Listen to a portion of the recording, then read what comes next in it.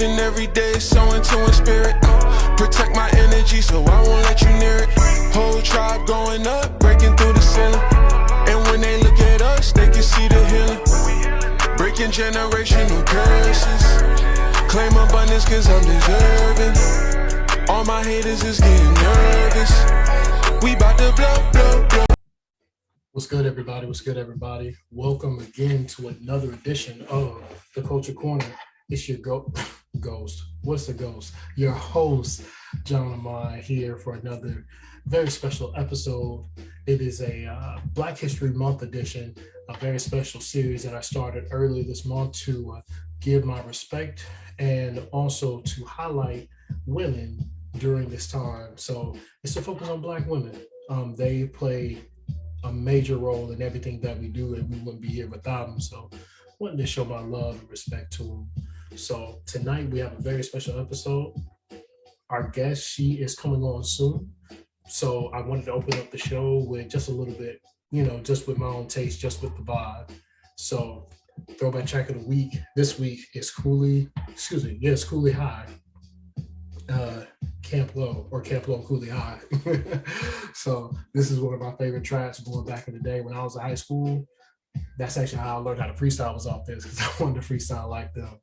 But yeah, this is one of my favorite tracks. So this is Vibe of the Week. And I'm just gonna be playing this out throughout the entire show.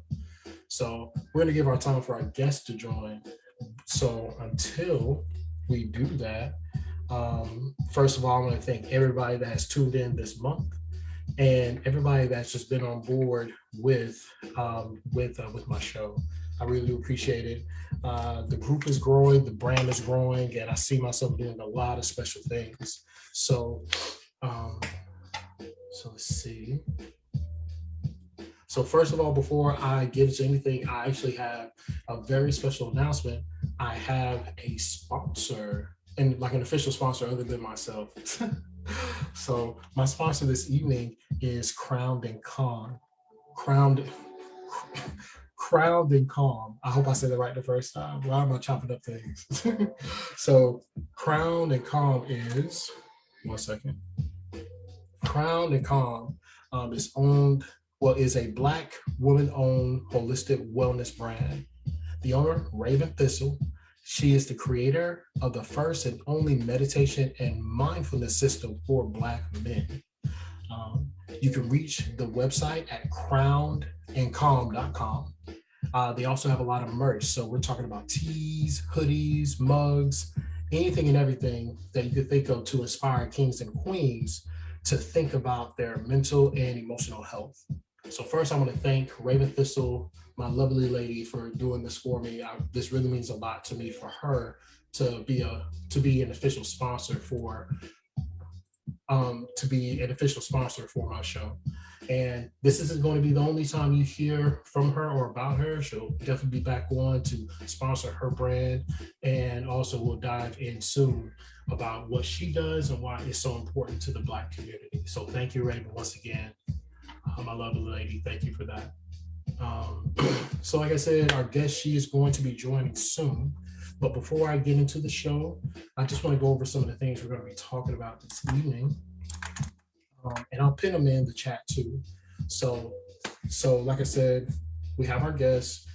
The topics for this evening, the vibe is going to be spiritual, the spirit of rituals, spirituality and healing, is happiness the path, and also your affirmation of the week, which is my favorite part. So I think this week, when it comes to this episode, I wanted to end the month on spirituality, because it's very important, not only to myself, but also our community. This is something that we need to look more into, because our spiritual awareness is directly tied into our mental health. These two cannot function properly without each other. So as we dive into the subject, I will continue talks about spiritual wellness and mental health for the rest of my time with the show. And then also too, my company in Ritual, that is also a company that is for the wellness of Black people too. So give me one second, my guest is trying to tune in. So let me get her situated. Give me just 1 second.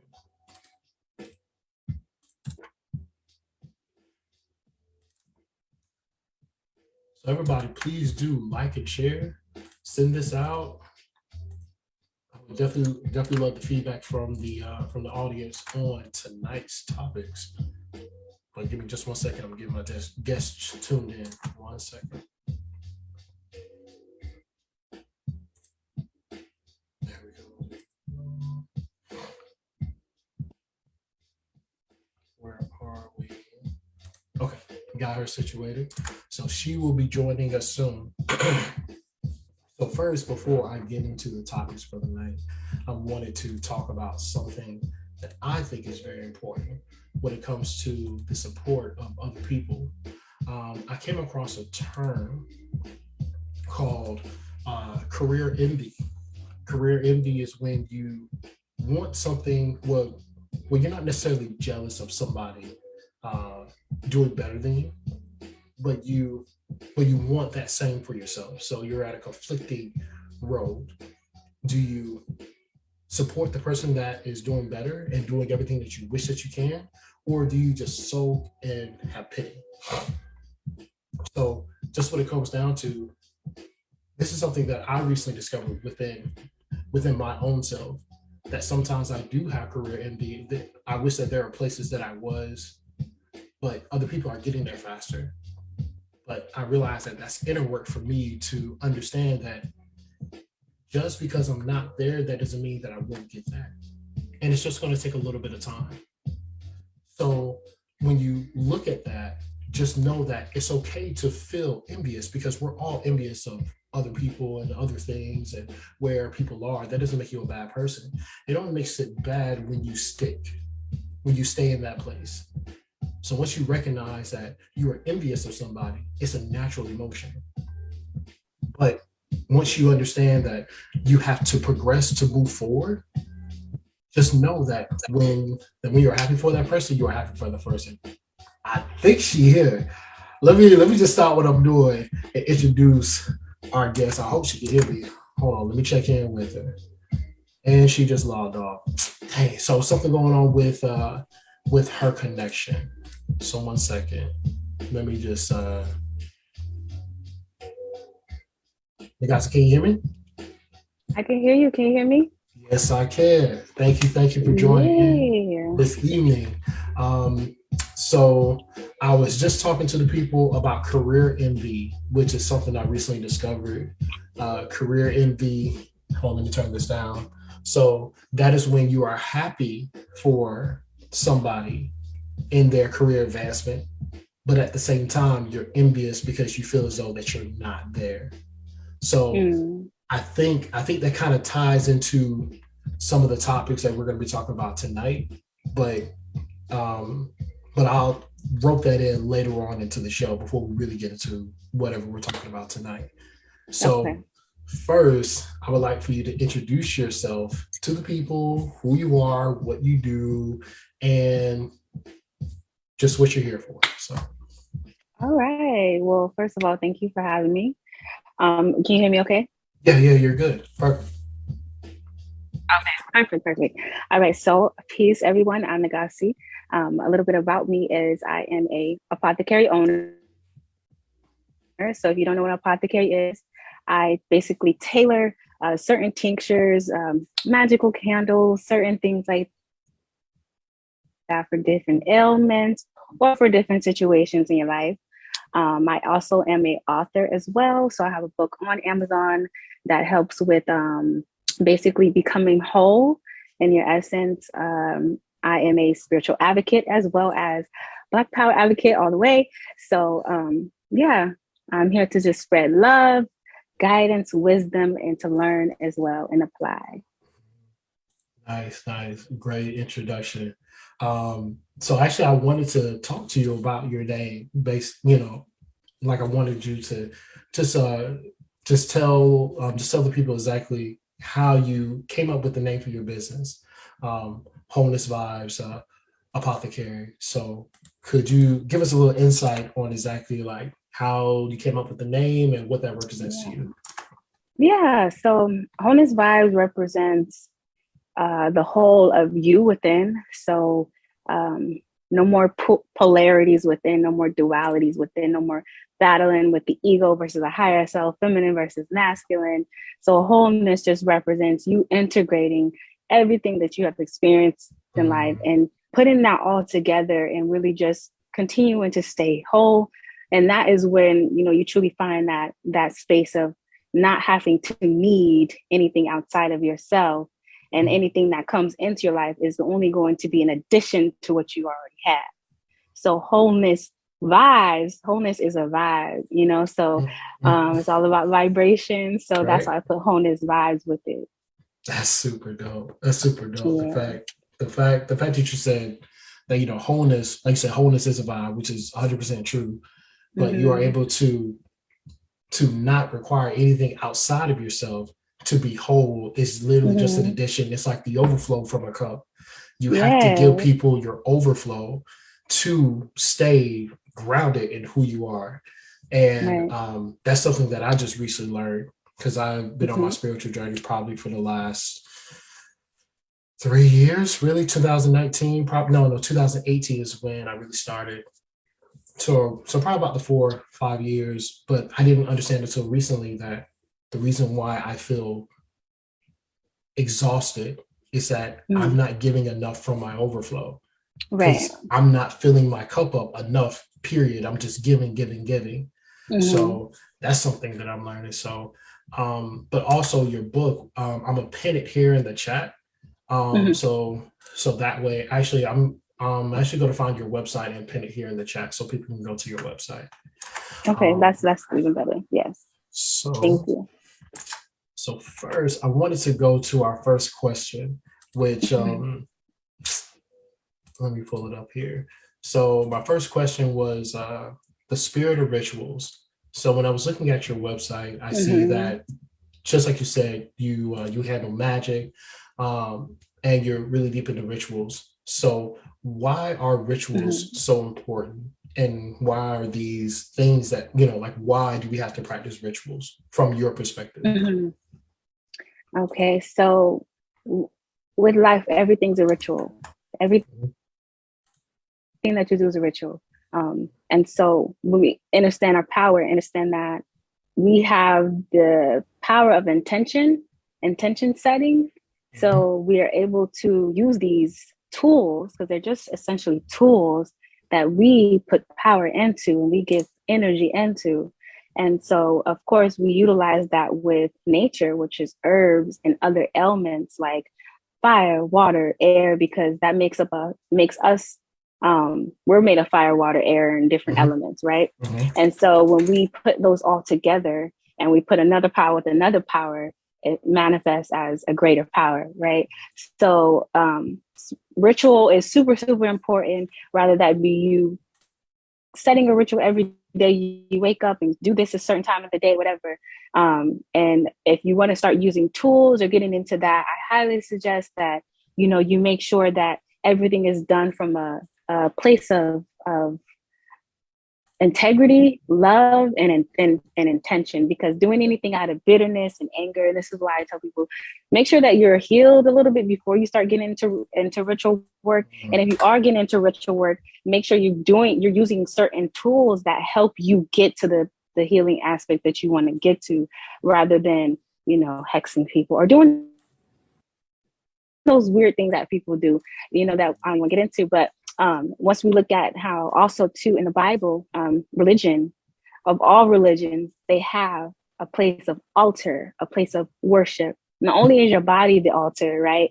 But also it talks about, you know, certain deities bringing forth sacrifices to the Most High, to God. So Right. it's like when we try to continue to act like things are not there and Mhm. want to nitpick, you know, at what we want to pick at, Mhm. that's when things start to become difficult. So we just need to utilize the tools, the intention, so we can better our lives and better our own internal healing. Mm. So yeah. You mentioned altar. I Mm-hmm. didn't recently start well, I didn't grow up in the church. I Mm-hmm. grew up as a Jehovah's Witness, but Oh, okay. yeah, yeah, I was. That was a wild experience. But Yeah. when I became Christian, and I've moved away from the church, but when I was Christian, I definitely remember learning about the term altar. And I always thought that altar meant something else, where it was a place of worship and sacrifice. Mhm. And learning these things through my spiritual journey, there are deep rituals within the church that have been Yes. adapted, and of course also in the Bible, which is, I think, one of the strongest spell books to ever be created, Absolutely. because it really binds the soul in ways that we are not aware of course, growing up Mhm. as kids. And that's actually one of the reasons why I wanted to start my company in ritual, because just like you said, everything is based off of like everything we do is a ritual, from when we get up Mhm. in the morning to when we go to work to when we go to bed, the people we hang with, the shows we watch. There's a cycle. There's a reason to why we do things. So Mhm. I think it's very important for people to understand the power of their repetition versus thinking of it Mhm. as just something that they're doing. There's a reason, or there's a method to the madness. Um, Right.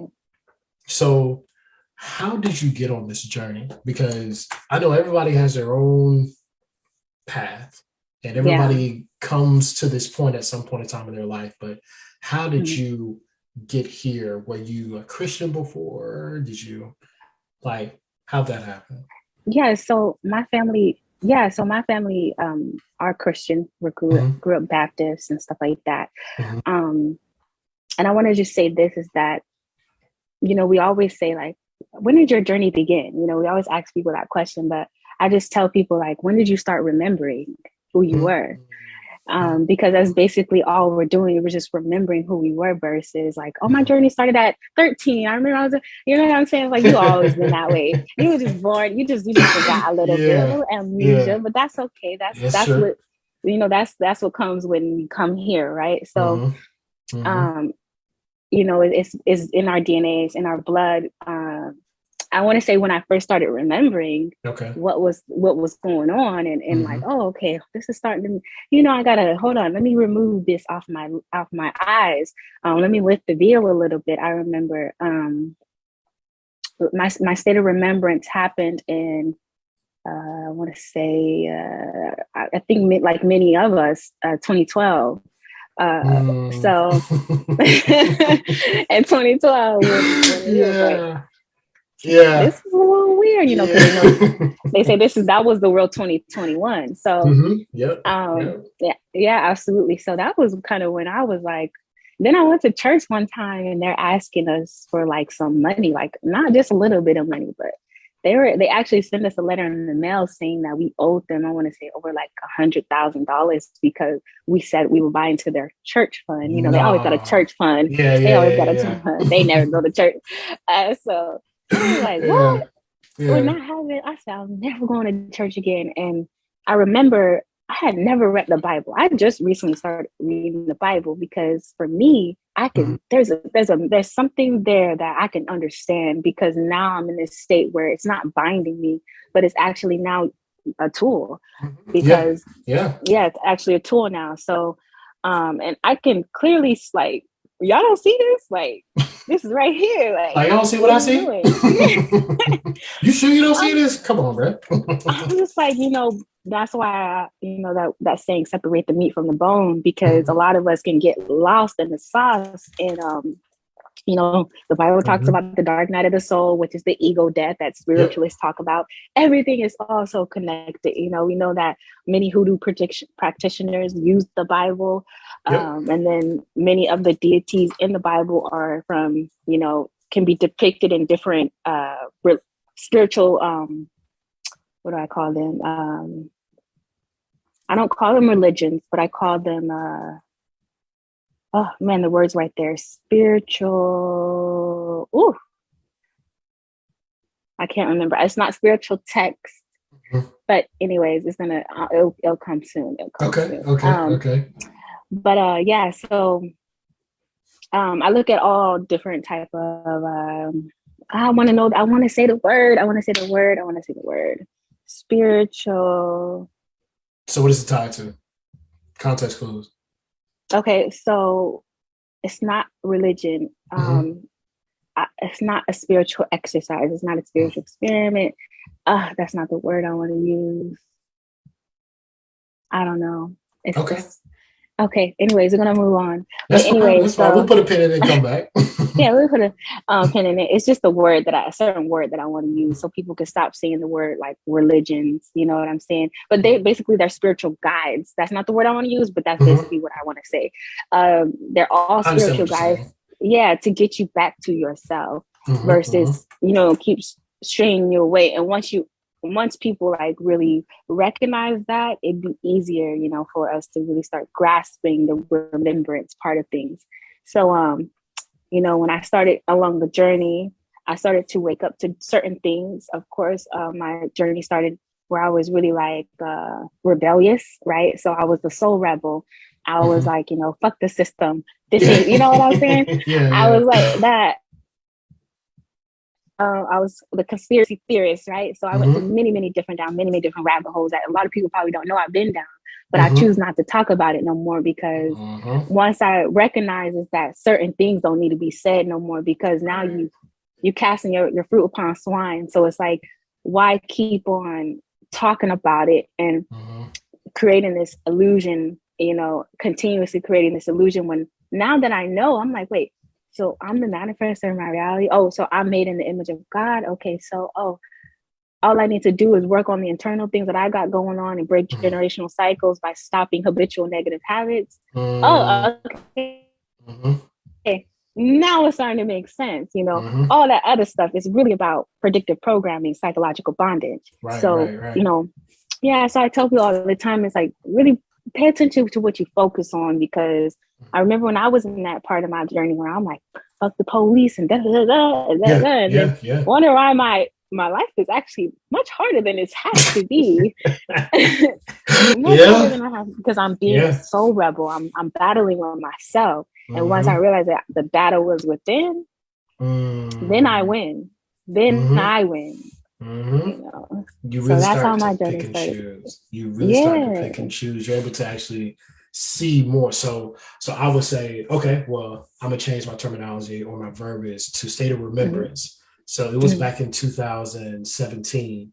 I was a manager of a retail store. I was a store manager, and my assistant manager, super pro black, 120%, like black everything, right? So I was in the early stages of waking up to the real issues of Black people. Throughout my life, I haven't really encountered anything too dramatic, but I've had some trying experiences. So when me and him were talking, we were chopping it up. He was just telling me like, bro, like, you don't know? So he was just giving me game. And he gave me the Hidden Colors series with Tariq Nasheed. When he did that, that just changed everything. And that's when I was on the real like pro-Black, like fuck the police, the system, all this shit is garbage. I ain't with this shit. I was all that. And then I started to realize that, well, shit, am I more than my skin color? Am I more than my race? Am I more than just being Black? And when I started to learn that melanin is a cosmic element, it's in everything, but it is a transcendental element of our existence. Melanin is in everything. They use melanin in technology, anything that you can think of, melanin is in.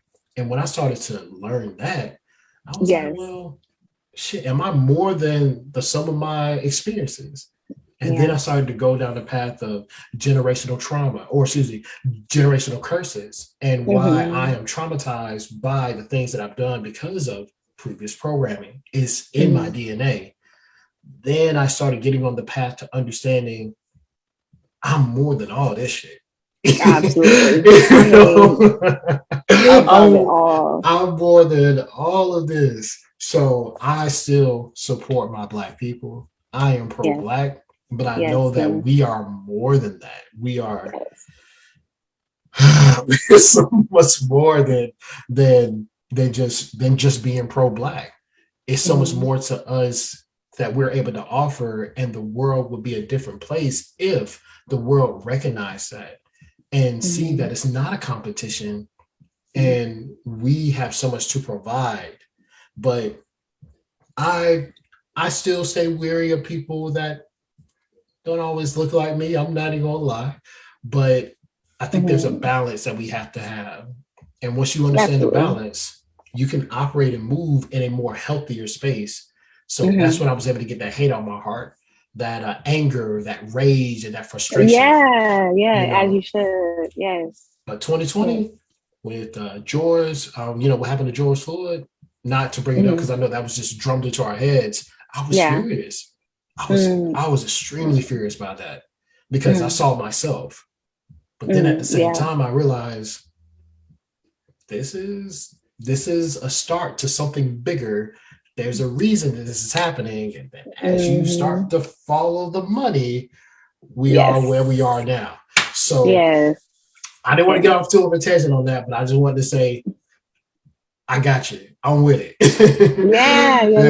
Yeah. So I feel that. But there were some other things I wanted to ask you. There were some other questions, but I want to go to our next topic, which I think is important. And I think it's something that if anybody has if anybody has, I'll say, a spiritual awakening or a spiritual remembrance, you had to go through a process of healing. So how does spirituality and healing work together, or how does that work together for you in your life?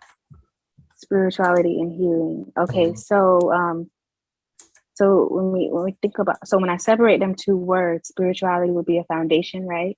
A foundation to build upon, and from those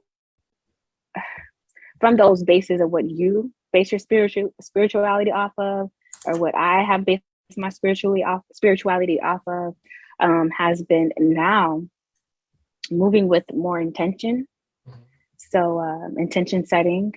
So this would be my foundation, my spiritual foundation, and I'll tie it all together. So my spirituality foundation now is moving with more intention, right? And then also too, making sure that I'm applying everything that I have learned now through experience. So application, right?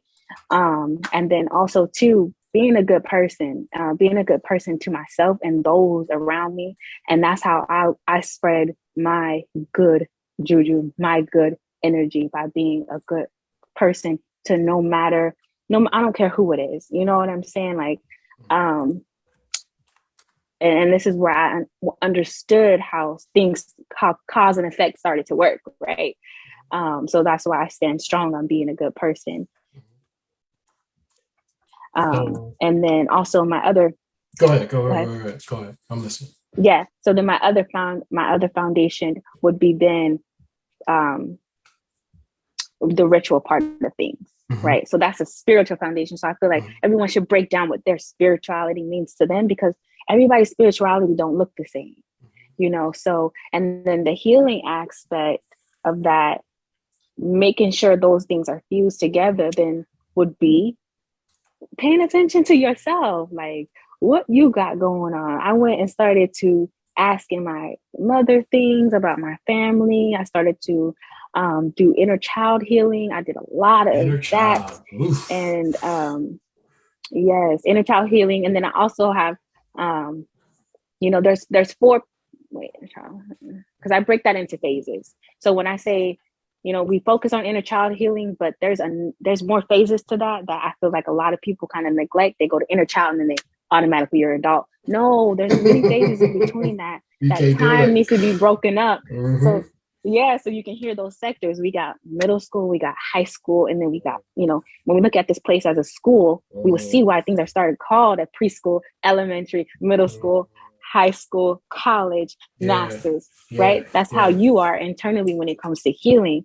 And like, I feel like for me, I'm in college right now.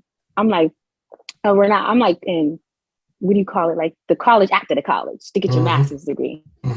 That's where I feel like I'm at right now. Because I now got to apply everything that I did in all those other classes and all that. And now I'm applying it here. And my master's is on the way, right? Right. So I feel like those foundations need to be together, so that way you have a clear basis, a clear, thought out plan of how your healing looks like to you, not adopting anyone else's. And if you are going to adopt anyone else's, how can you tailor that to your unique self, your authentic self, right? So, intentions, I posted status today. If we were more intentional with our life, would be more powerful, because things wouldn't be just now. It's okay to flow. It's one thing to flow, but it's another thing to just be like, I'm just going to be like, okay, come on. Where's your intention? We don't even know why. I ask people, like a lost soul. Yeah, and it is a lost soul, and I've been there. I've been through my dark night of the soul, my ego death process. And I promise you, I tell people all the time, baby, if you knew how I climbed out them trenches, you'd be like, whoa, because it was crazy. It was a crazy time. Yeah, I can laugh in now. Them trenches. Yeah, I can laugh now too, but I'm like, girl. Back then, I didn't see a way out. I would say that when it comes to the dark night of the soul, I think you have to go through that several times as you go through the stages, Yes, you do. I really thought that when you hit the stage of enlightenment, that's it. Like, okay, I've arrived. Yeah. You got that shit fucked up. I thought that was too. I'm like, I'm reading all these books. Like, come on, I know it. I know everything. Yeah. Man, like all these books that I got right here, and then these boxes over here, like, it's like I have all this knowledge, but when it's time to apply it, I can't apply them because I'm in shock by the trauma that I'm having to heal from. And that's one thing that I realized, that as far as for Black people, we deal with a lot of trauma that we don't know. And growing up, we aren't taught to deal with our trauma. And I think that's why a lot more Black people are being diagnosed with ADHD, because of the trauma that we experienced as children, also being Black, and generational curses that have been passed down, and also things that are in our DNA. When the mind is not able to function to be happy, it is in a state of stress and fight or flight, and that automatically feeds the body negative energy. So when I started to realize that, and this isn't until recently that I started to see that the reason why I can't get to where I need to get to is because my mind is in a state of shock. My mind is still dealing with the things that I've been traumatized from, and I have to still do more healing. I have to do more shadow work. Yeah, absolutely. And the most recent time that I had, I would say the dark night of the soul, was when I realized that everything stems from my relationship with my mother, of how I was raised by her and why I am the way that I am because of her. And I haven't I didn't find closure at that time, and dealing with that. And when I learned that, I was a wreck for probably a week. Well, you couldn't say nothing to me. Like I was in such a terrible and such a down mood. But when I came out of it, it was so enriching, because I found out that this is the reason why. This is why I went through that, because I had to heal. Yes. And healing has been one of the hardest things I've ever done in my entire life. I was forced to heal when I got divorced. I was forced to heal. And it just set me down a path where I have to figure out, how can I be present? I'm still learning that. And I don't quite really know, but I know now I'm more present than I was before. Before, I wasn't even present. I was just here. I was just here. I was just here. But everything's working in my favor, because just like you said, I'm being more intentional with understanding that this is what I have to do. And it sucks. I ain't gonna lie to you. But I know at the end, it's gonna be worth it. And I'm not only going to help myself, but other people that are feeling lost, unsure and Mhm. and not grounded in who they Mhm. are. So Yeah. so I know after that I started to walk in purpose. I'm still trying to figure out what that looks like, but overall I know this is the direction I have to go. I gotta go. Yeah. I've been called to Yeah. go this way. Yes, yes, yes, yes. I'm grateful for that because a lot of us, we go through that dark, dark, dark, dark period multiple times, like you said. I've had like several ego deaths. I've had several dark night of the soul. And like you said, I resonate with that deeply of not being present in the previous lives, right? And now being present in this life right now. It's like, dang, okay, now I'm at Message. this I'm at this supreme presence, right? Mm-hmm. Where still oscillating between and this is where I say the wholeness aspect of things really, really helped me. Mm-hmm. So I remember when I was going through my shadow work with my mother, right? And with what happened, how I processed that, because I had to now I'm in a state of recognizing, because I had got this message like from two different people recently. I had to recognize that, one, not saying people know not what they do, and then also two, how dare I place blame? So that means I'm still victim. That means I'm not accepting. That means I'm not whole within. I'm still giving energy to something else, Mm-hmm. right? It's your fault I'm like this. Yeah. Yes, yeah. Mm-hmm. So it's like I had to tell myself, like, no, it's not nobody's fault, because whatever they did the best, she did the best that she can with what she knew what to do with, Mm-hmm. right? Regardless if she was given other options, that's not my place to choose for her, because I wasn't even there. Mm-hmm. So at this point in my life, I'm like, okay, the way that I heal, what I had to do first before I got to this point of reconnecting with my mother, Mm-hmm. I had to marry myself. I had to become my own mother, and I had to become my own father. And so when we're talking about the duality principles of feminine and masculine energy within inside of self, you are ultimately going to be navigating through those places and then merging them together. So I literally told myself, okay, what love do you feel like you've been missing from your mom? What love do Mm. you feel like you've been missing from your dad? What do you feel like you needed?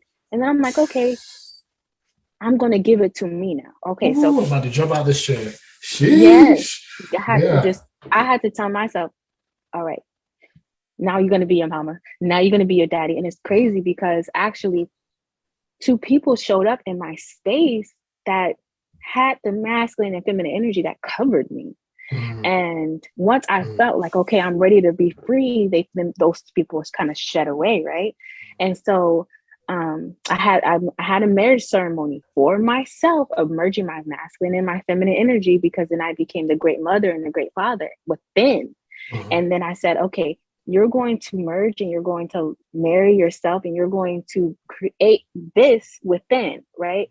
And so once I did that, I went through this another shadow work period where it was a point where I seen how I was still being a little disconnected.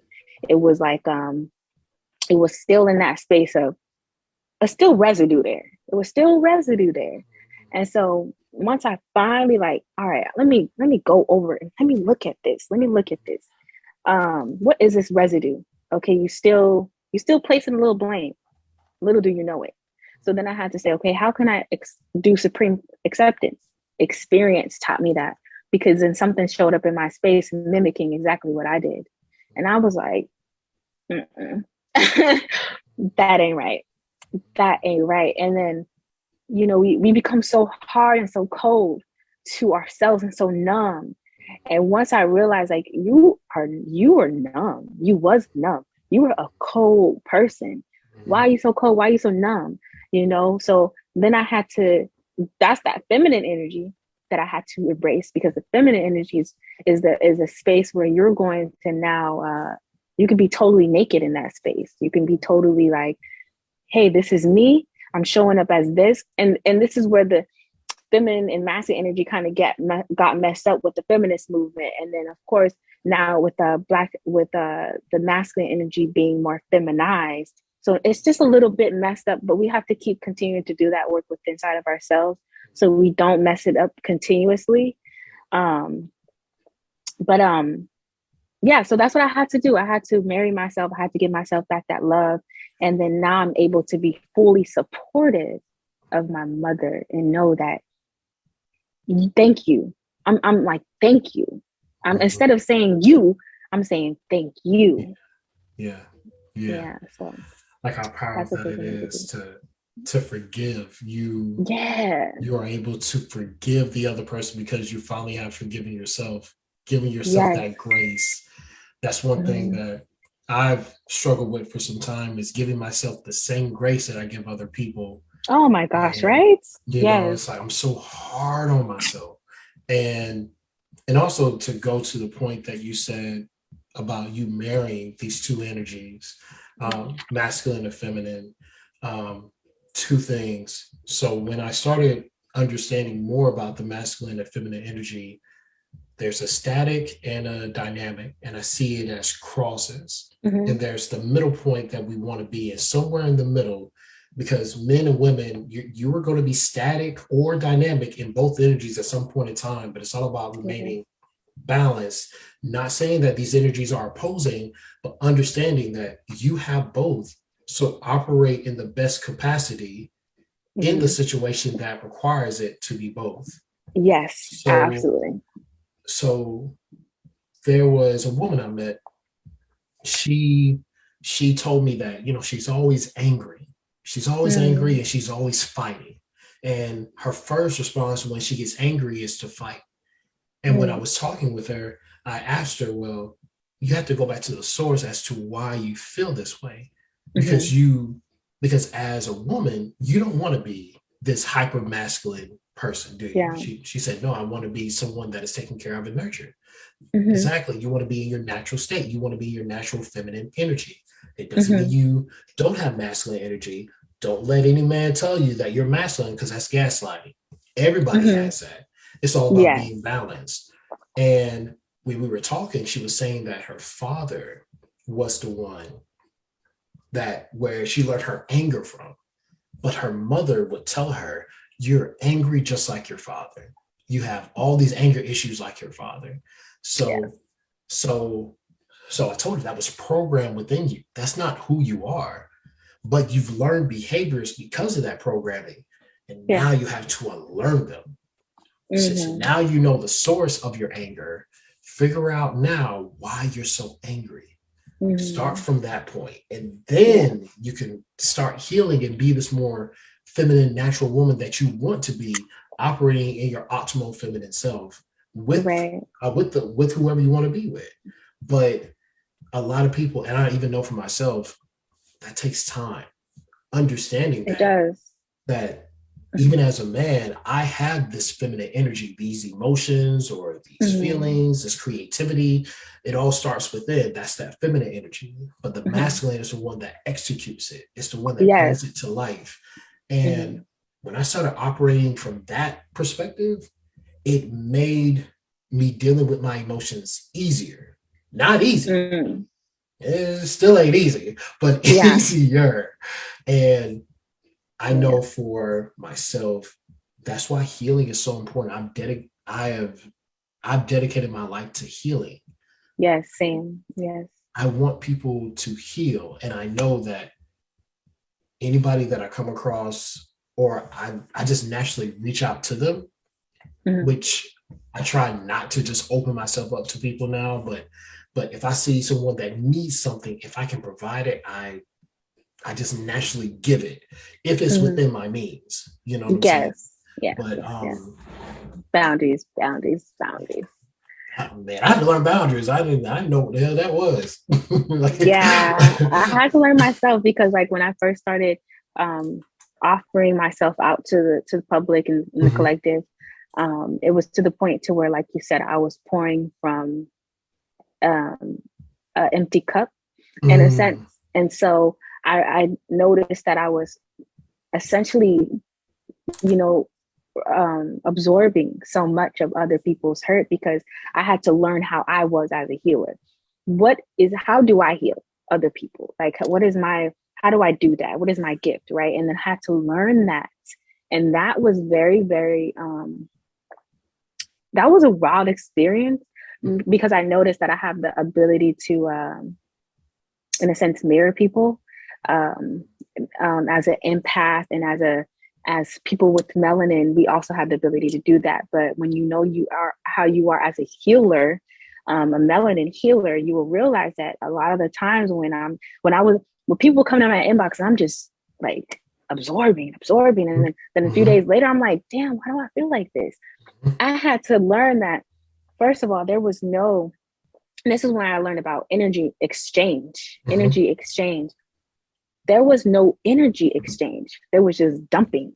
I was pouring in, but they were emptying into me. And so there was no payment, right? Because I tell people all the time, healers require an exchange of energy, whether that be a currency or whether that be a bartering. There has to be an exchange, period.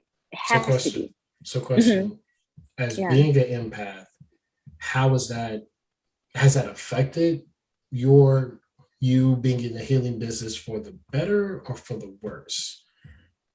It has been for the better, because now I'm able to navigate people's energy and I know how to do it now. So now that I know how to do that, I can better help people. Like, I've been around people and I'm like, how's your liver? And they're like, what do you mean? I'm like, how's your liver? Like, what's going on with it? They're like, oh, it's fine. They're fine. Or I've been around people, I'm like, you need to go get some elderberry. Man, the next week, they're like, damn, I'm sick. I'm like, okay, listen, I don't be knowing how I be knowing, but just know I be knowing. Okay. And so I've done that with many, many different people. Even when I'm having readings with people, I'm not using cards.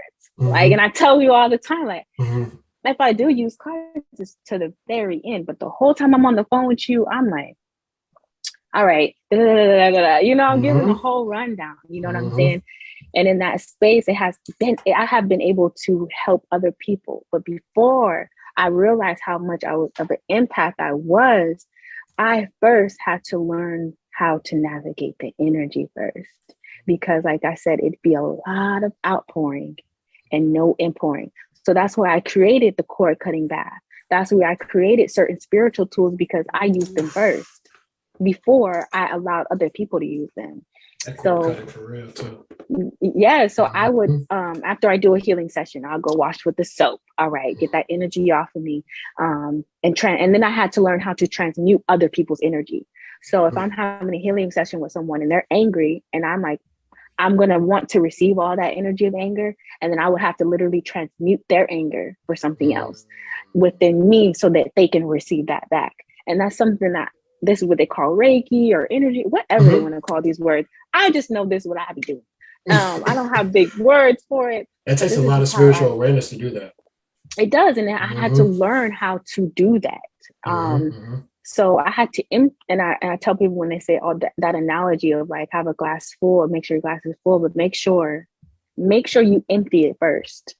You have to empty that cup first. You can't just pour in on, it's going to overflow. Yes. But make sure I'd be like, empty that glass first and then start to fill it with everything that you want to overflow with, versus being like mixing oil with water. You know what I'm saying?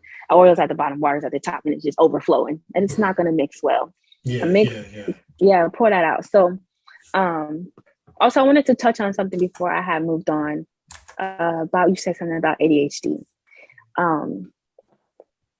I got a download and I had the little, because my nephew had ADHD. My brothers growing up were labeled with ADHD, but also too, they were labeled with ADHD in predominantly white schools, because I'm from Colorado, right? That's a predominantly white place. Yeah. So of course they want to tell melanated kids, melanated children that they have ADHD. So when I learned about melanin being a conductor of energy, it makes sense why these young children are actually geniuses, but they're not being challenged enough in these schools So then it looks like hyper chaotic energy. No, they're not challenged enough. This is boring to them. They don't want to learn about ABCs. And this is why I homeschool my daughter. I teach her the things that she needs to know, but my daughter can draw, she can write graphs. And I'm like, how do you do this? Like, how did you know how to do this already? And I can only imagine if I put her in school. She likes to run. She likes to be physical. She's a physical energy. So in class, she's not going to be the one to want to be like, sit there and like, she wants to be drawing, acting, moving, dancing, jumping around. She runs so fast for her age. So once I realized her gift, you know, if I would put her in a school, they would label that as ADHD, but she's not challenged enough, right? So that's why it's important for us to understand the chemistry of our children. So that way, when these people come to us and say your child has ADHD, you can be like, nah, no, they don't. They're not being challenged enough. So maybe they need to go to robotics class. Maybe they need to go to a different language class. Maybe they need to go to ballet, or they like instruments. You gotta find something that's going to feed that melanin chaotic energy. It's not ADHD. That's why I think STEM programs are so important in schools, because they need to be earlier versus in maybe middle school. They need to be in as close to kindergarten as possible. I agree. Because I know growing up, being in school, I hated school. I hated school. Me too. Because I did feel that way. Like I felt as though that I was steps ahead of other children, but the information that I was forced to learn, I don't want to learn this. This is boring. The only class that I ever had issues with was geometry. Just because I'm not going to use this. This doesn't quite make sense to me, but everything else was just fine. But I know for myself, I struggle at times with focusing on my thoughts because thoughts are moving so fast. And I've always been like that, even as a kid. I always thought faster than either people around me. I'm connecting the dots a little bit faster. So, I don't. That's like supreme mathematics. Like imagine if that energy was cultivated in the way that it needs to be cultivated. You'd probably be able to do things in your mind so quickly. They're like, how did you do that? You know what I'm saying? You're able to, and this is how I am too as well. Like I am really good at solving like problems, like things, right? So I will compute things in my mind like, oh no, let's organize this way, right? And I can only imagine if that was cultivated with, you know, I don't know, maybe some sort of subject that was needed for great analytical skills. Right. Versus learning things in school that don't benefit us at all. It's literally just tools that are given to us that we'll never use. And kind of to dumb us down a little bit, honestly. Actually, it is meant to dumb us down. It is meant for us to follow versus to lead. Because just like you said, if we were challenged more as children, especially melanated children, I knew a ton of smart Black children. I know definitely smarter than me. So, but they were deemed as remedial, or the baddest kids was like the smartest ones. Bro, my old boy was bad as I don't know what, but boy, that dude was smart. That dude was super smart. But you know, he used to always get into fights. He was always fighting all the time. He was scrapping with somebody, but he had a photographic memory. So when it came to him drawing, he could literally look at a picture for 30 seconds and to the detail he was able to draw it. And this is when we were in seventh grade. 7th, 8th grade. So I'm now understanding, and my daughter, I know she's almost 4. She's bouncing all over the place. So I know that when I talk to her, she understands every single thing I'm saying. Right. You can talk to her like a grown person. Exactly. Right? But I get upset when she doesn't listen. It's like, bro, I'm like, what are you doing? Like, you know what I'm talking about. Right. All right, but all right, so my daughter's 4 too. So okay. She's in ballet, so I had to put her in ballet, and that's still not enough. So me and her gonna probably take up kickboxing because she's extremely strong. Like she's over here doing squats with 20 pounds and did 20 of them in a row. I'm like, okay, we about to go. We about to. All I'm like, right. pick a. Let's go. We finna All go have right. this All watch right, you She-Hulk. I'm gonna class. get you in this class. No, for real, because me and her be spawning up in here, and I'm like, girl, you strong. She be kicking me with her legs. I'm like, this girl's strong. I'll be straight up give you them hands. No, for real. So I'm gonna cultivate that for sure. I'm Yeah, gonna yeah, cultivate yeah. that. Yeah. But that's super funny. Clever. Yes. But You got to see. I posted a video. You got to look at it. the next topic I want us to talk about was this happiness to have. This is something that I came across last year. Mm-hmm. Maybe last year. No, it was in 2020. I came across this, and it's a concept that I'm still trying to wrap my head around. When Okay. basically, there is no path to happiness. Happiness is the path. Whatever you decide to do and choose that makes you happy, that's your path. But that's not always the case, because what makes you happy isn't always good for you. Yeah. It can be, it could be self-sabotage. It could be things that push you in the wrong direction, that make you a toxic person, but it feels good. Right. So Right. how would you define happiness on your spiritual journey? How would you define happiness, or what is happiness to you? It's such a broad question, and it's not necessarily always easy to answer. But yeah, because like I've and this is where I say separate the meat from the bone, because I've dabbled in Taoism, which has brought me much more closer to what kind of happiness would be like internally. Taoism, and also I want to say no, it's just Taoism. I really like Taoism, but for me, happiness would be, when I think about happiness, I think about things that are fulfilling to you, that don't necessarily have control over you. So if you love to eat, you're not being overly indulgent. If that's what, if you love to do that, that's what you love to do, that, but it has no control over you, right? You're not out here big mama, big daddy out here with eating too much, right? So then also too, oh Lord, hold on.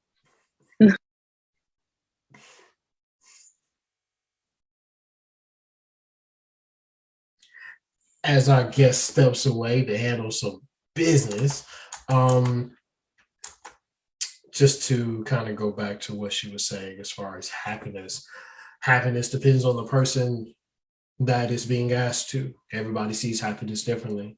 For me, happiness is just being in a state of being myself, learning what that means.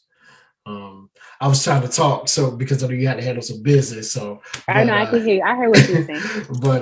I love what you're saying. But yeah, just as far as happiness is very subjective. It's such a broad question, because what makes someone else happy won't always make another person happy. And sometimes people think that something is making them happy because that's what they see versus what they see within. So like people chasing after money for a career, that's what makes them happy, or they think, because they were taught that if you go to school, get a good career, make money, settle down, have a family, this and that, that's going to make you happy. That's the pinnacle. But as this generation is saying, marriage isn't what makes you happy. It's learning who you are and experiencing that. That's what makes you happy. Because this pandemic has taught people, I don't need a 9-to-5 to make money. I don't have to go to brick and mortar to make money. I can make money from my computer, from my phone. That's why you have so many influencers. But there's a downside to that. Everybody wants to be an influencer. Everybody wants to have these followers. And then now you getting attention is the new drug. Because people think that if they get attention, they get the views, they get the followers, they are seen, that's going to make them happy. So it's a continuous cycle of people not looking within to to be happy. So I think, well, just for me, happiness is learning to just be present in the now, and how difficult that is. I had to learn that, and I'm still learning that with raising my daughter. I don't want to have my childhood manifest in her childhood. So I've been raising her out from a place of fear, when truthfully I need to make sure that when I raise her, it's not from that place. So I think when it comes to happiness, it's all about you understanding who you are and what works best for you, and just doing whatever you got to do. While she's doing her thing, I want to go to our comments. Oh, wow. Hey, I just want to appreciate y'all for chiming in, because I didn't know it was that. I didn't know it was this many comments going on. So I'm just going to pick a spot and start. So let's see. So it's Raven. She says, being good and doing good regardless of external forces. Absolutely. This is within. If you are good, you're good, period. Learn to listen to your own voice and cultivate your spiritual ears so you can discern your own path to healing. Exactly. Would you agree that the dark night of the soul comes more than once?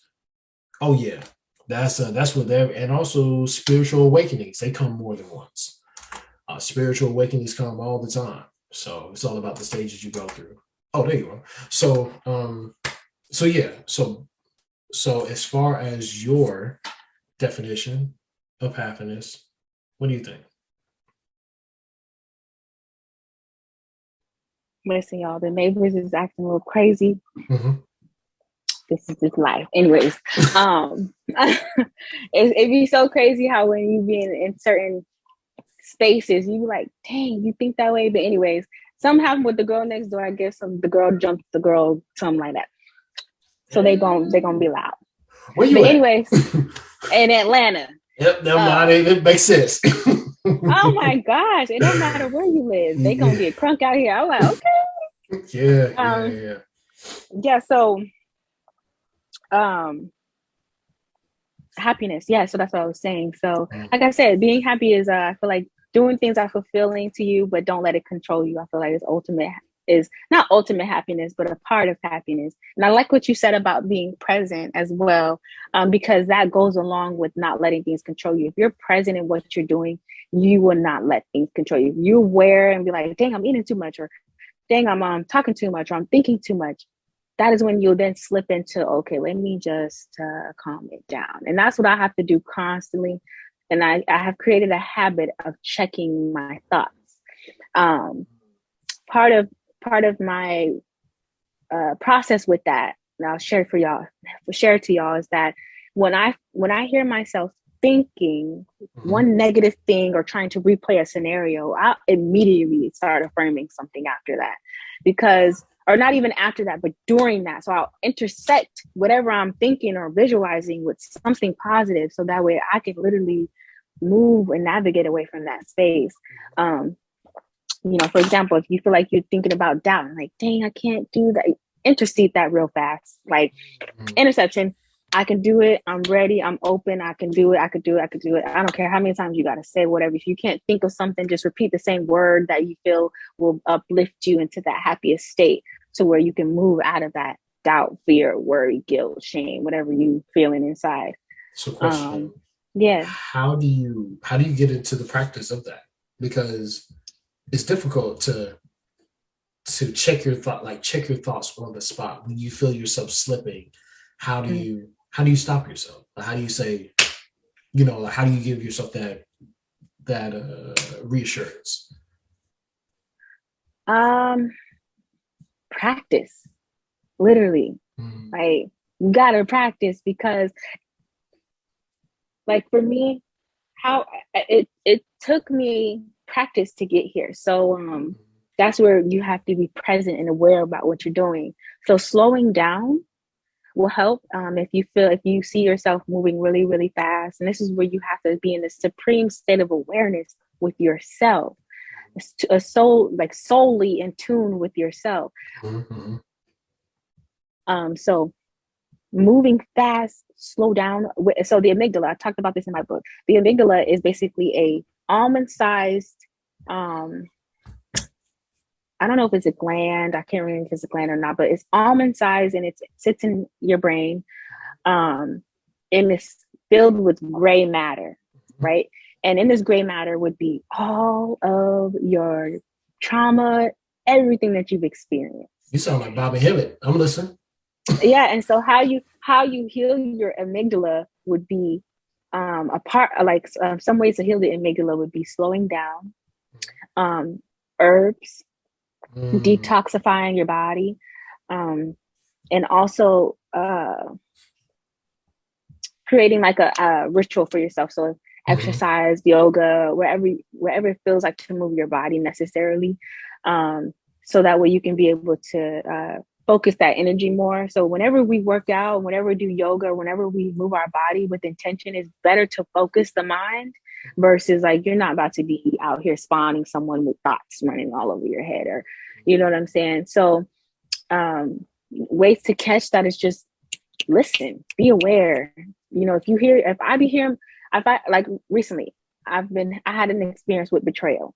I'm the type of person that I will replay the scenario over and over and over in my head because I like to look at me and I like to look at other people. And then I like to access what I needed to learn from that dynamic, from that characteristic.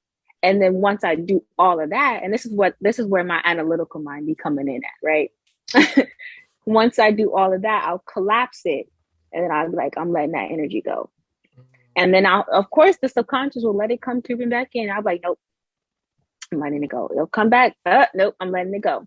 And it's a constant thing you have to continue to practice. That's all I can say. You have to practice. Meditation helps, yes. I tell people all the time, when you were trying to meditate, do not try to silence your mind. Don't do that. Listen. And that helps with presence as well, is when you sit and listen to the shit you be thinking about.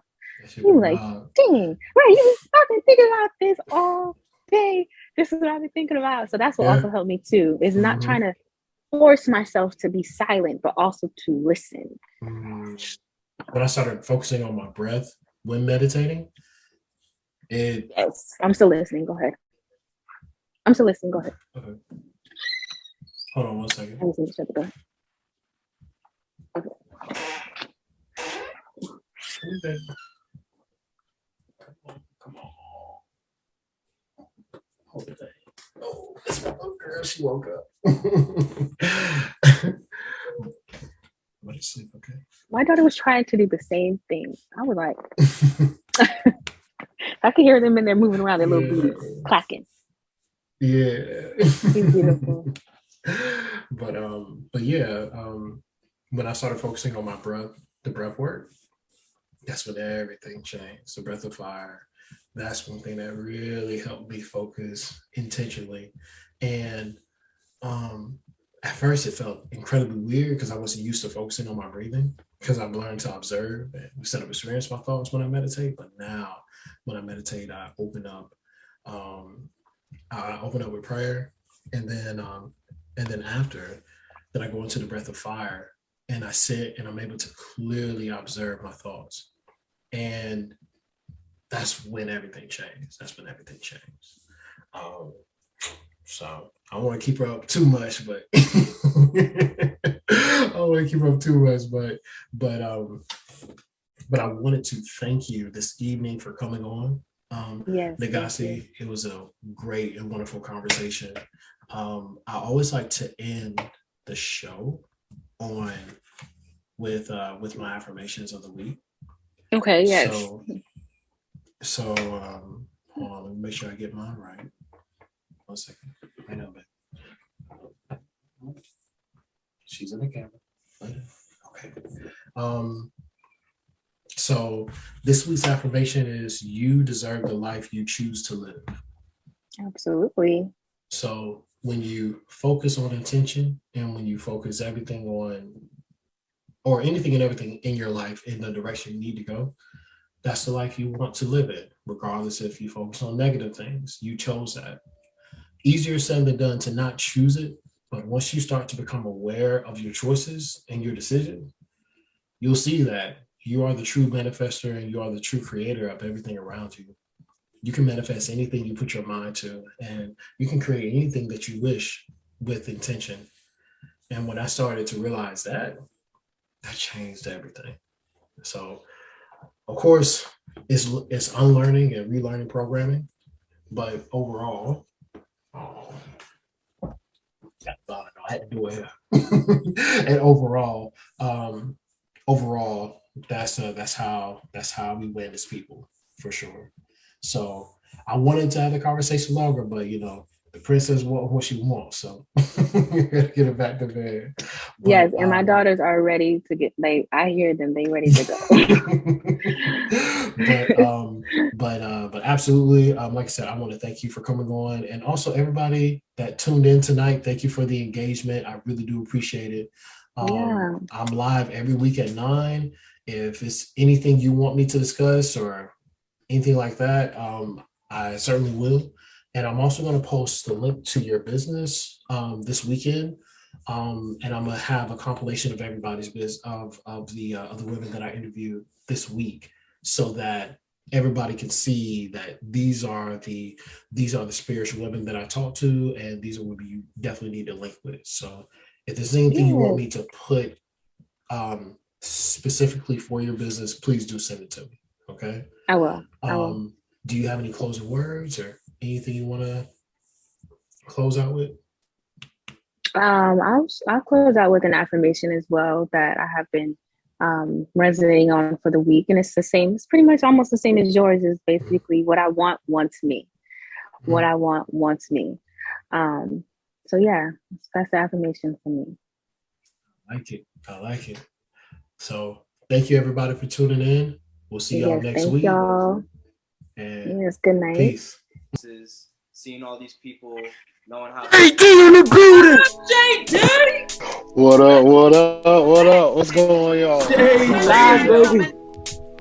Live, baby. It's Hip Hop Friday. Hip Hop Friday. Oh. I have no other but Paris Smith from EPMD. Hip Hop royalty. The haymaker. Ladies and gentlemen.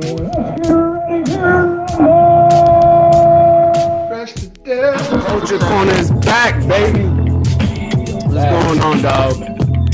Back like the first time. It's been good. Left you without a dope pod to step through. It's your girl Sunshine here tonight. This is exclusive. This is big. Tonight it's about our fraternity. Ladies and gentlemen, welcome to the Speakeasy. Live from DC. What's up?